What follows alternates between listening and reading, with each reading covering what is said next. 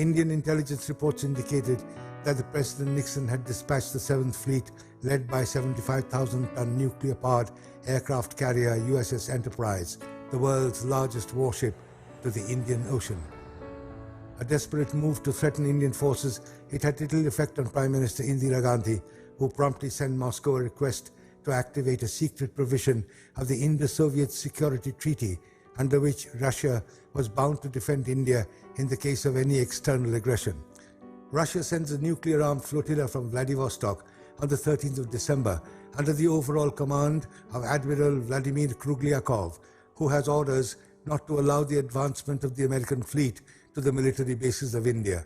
The Russians thwarted the Americans, encircling them with military precision.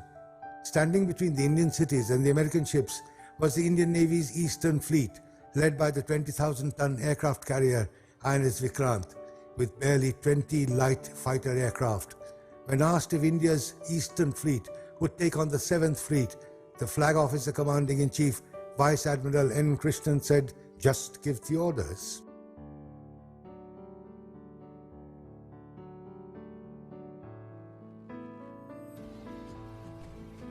In 1971 war, to counter the Pakistani maritime forces, Indian Navy deployed a carrier task force, led by INS Vikrant in Bay of Bengal.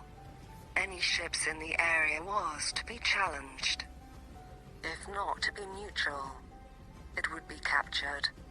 The fleet consisted of INS Vikrant, the 2 Brahmaputra-class frigates, the 2 Petya-3-class corvettes and 1 submarine INS Kandahari. 7th of December, INS Vikrant joined the war by launching attacks on coastal targets. On December 9, U.S. President Nixon decided to send the aircraft carrier USS Enterprise into Bay of Bengal to threaten India and forced to leave East Pakistan. The fleet consisted of USS Enterprise, with more than 70 fighters and bombers, guided missile cruiser, guided missile destroyers, and amphibious assault ship. The bomber force aboard the Enterprise had the U.S. President's authority to undertake bombing of Indian Army's communications. 15th of December, U.S. Nuclear Task Force entered Bay of Bengal, the Indian cities and American ships.